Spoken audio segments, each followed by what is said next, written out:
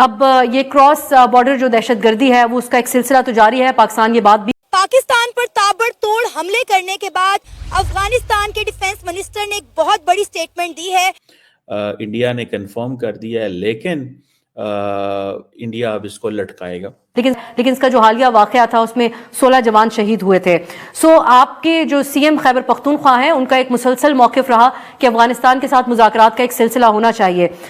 तो दोस्तों, जिस समय बांग्लादेश और भारत के रिश्ते एकदम कमजोर दौर से गुजर रहे हैं और दोनों देशों के बीच तनाव बना हुआ है, इसी बीच बांग्लादेश की तरफ से अब तक का सबसे बेवकूफी भरा कदम उठाया जा चुका है। जो गर्मा गर्म खबर चल रही है वो ये है कि क्या अराकान आर्मी ने सेंट मार्टिन्स आइलैंड पर कब्जा कर लिया है?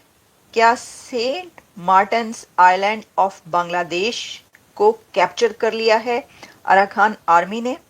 ये खबर इस वक्त चल रही है क्योंकि इंडियन मीडिया ये कह रहा है कि अराकान आर्मी ने कब्जा कर लिया है या कैप्चर कर लिया है बांग्लादेश के सेंट मार्टिन्स आइलैंड को।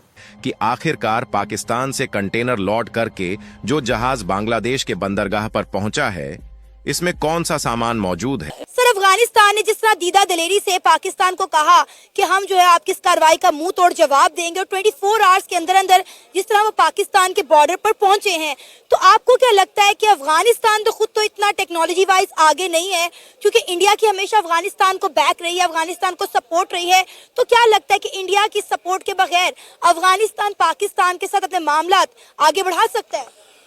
इवन इंडिया की सपोर्ट के साथ भी जो है ना, वो पाकिस्तान के साथ जंग का मुतहम्मल इसलिए नहीं हो सकता कि एक तो उनकी इकोनॉमी नहीं है, दूसरा वहाँ पे पॉलिटिकल स्टेबिलिटी इस तरह नहीं है कि वहाँ पे सिर्फ अफगान तो नहीं ना रहते, वहाँ पे तो ताजिक भी हैं, उज़्बेक भी हैं, हज़ारा भी हैं, और उन लोगों के बहुत ज़्यादा एतराज़ात है कि सिर्फ अफगान जो हैं ये क्यों हुकूमत में बैठे हुए।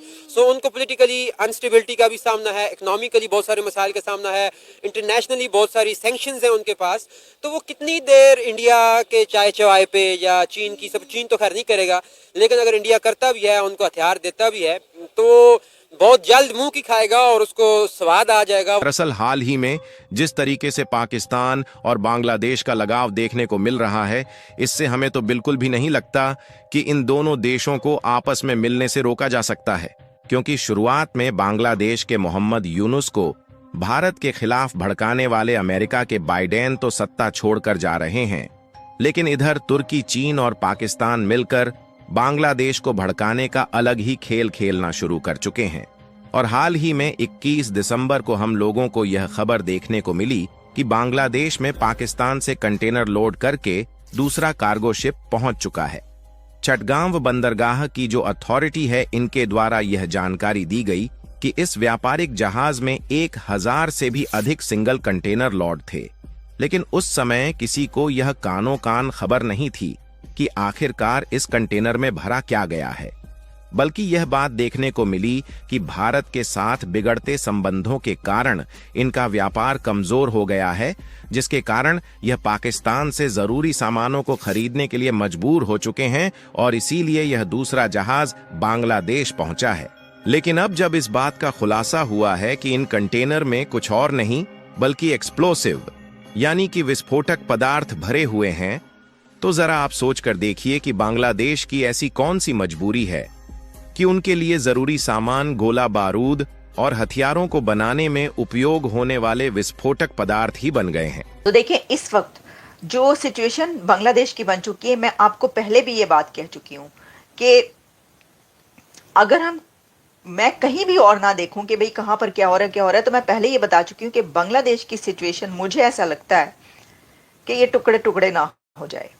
यानी इसके ऊपर अगर हम ज्यादा टुकड़े ना कहें तो चंद टुकड़े, तो मुझे लगता है कि वो पहले एक बांग्लादेश बना था, एक टुकड़ा, तो अब ये जो एक टुकड़ा है ये कहीं मजीद टुकड़ों में तकसीम ना हो जाए, ऐसा महसूस हो रहा है मुझे। क्योंकि देखिए, वहां पर ना अब एक ताकत नहीं रही, अब जो ताकत का तवाजुन है वो भी एक तरफ नहीं रहा, वहां पर कई ताकतें इस वक्त काम कर रही हैं। वो तो ना कि एक जगह है, जैसे कि नेपाल के बारे में कहा जाता है कि कई ताकतें वहां पर काम करती रहती हैं, लेकिन जो इस वक्त बांग्लादेश की सिचुएशन है हसीना के जाने के बाद, अब वो भी एक ऐसी हालत बन चुकी है। वैसे तो उसके अंदर ये वो कह रहे हैं कि इलेक्शन का कोई टाइम फ्रेम भी दिया है, मोहम्मद यूनुस साहब ने कि जी ये जो है मेरा ख्याल है कि 1 साल कर दिया है, आगे बढ़ा दिया या जो भी है। तो इसमें जो वोटिंग एज है वो भी कम की गई है। 17 ईयर्स कह रहे हैं कि इजाज़त दी जाए और ये किया जाए, कानून बनाया जाए कि इतनी एज के लोग भी वहाँ पर वोट डाल सकते हैं। बच्चों से ही ना कहीं वोट डलवा दे। मैं तो ये सोच रही थी, ऐसा ना कहे 13 साल के बच्चे जो हैं वो भी वोट दे सकते हैं। वैसे तो खैर देखें, आजकल जो बच्चे होते हैं वो बच्चे कहाँ होते हैं। आजकल के बच्चे जो हैं वो तो बड़े होशियार होते हैं। वो कहते हैं ना कि परवीन शाकिर का शेर है कि जुगनू को दिन में पकड़ने की जिद करें, जुगनू को दिन में पकड़ने की जिद करें, बच्चे हमारे अहद के चालाक हो गए। तो हम ये बात कर रहे थे बच्चों की, तो इससे मुझे वो शेर याद आ गया। तो वो इससे भी ज़्यादा चालाक हो चुके हैं बच्चे। और आपको पता है कि बांग्लादेश के बच्चों ने तो क्या ही कर दिखाया, वो कितने चालाक हो चुके हैं उसका तो आपको अंदाज़ा ही है फिर। अच्छा, अब जहाँ ये सिचुएशन है, जो मैंने आपको बांग्लादेश के हालात बताए, जो कि इससे पहले भी हमने बताया था कि कहाँ कहाँ तक अराकान आर्मी पहुँच चुकी है, तो अब ये बात की जा रही है, ये कहा जा रहा है, खबरें ये आ रही हैं कि अराकान आर्मी ने सेंट मार्टिन्स बांग्लादेश के आइलैंड पर कब्जा कर लिया है। कि अभी चंद घंटों में पता चल जाएगा किस हद तक किया है, क्या हालात है वहाँ पर और कहाँ तक वो पहुँचे हैं। लेकिन एनीवेज पेशकदमी तो जारी है। तो देखिए, इसको रोकने के लिए फर्ज करें ना, अब जैसा मैंने कहा कि कई ताकतें वहाँ पर हैं मौजूद, तो इसको रोकने के लिए भी अगर कोई और ताकत सामने आती है तो फिर उसको रोकने के लिए कोई और ताकत भी सामने आ सकती है। अस्सलाम वालेकुम, नमस्कार, सत श्री अकाल एंड गुड इवनिंग। मैं हूं आरज़ू काज़मी और आप हमेशा की तरह से देख रहे हैं पॉइंट ऑफ व्यू। हमारे साथ हैं जी ताहिर गौहरा साहब। बहुत शुक्रिया सर कि आज आप आए। Thank you so much. Thank you very much for having me, जी। Always good to. सर, आपसे तो मुझे बहुत जरूरी टॉपिक आज एक पूछना है और यकीनन आपने वो देखा भी होगा डीजी आईएसपीआर की प्रेस कॉन्फ्रेंस, और उसमें बात तो खैर वो टीटीपी और इमरान खान को लेकर करना चाह रहे थे, लेकिन कहीं ना कहीं से घूम फिर कर वो भारत भी पहुंच गए।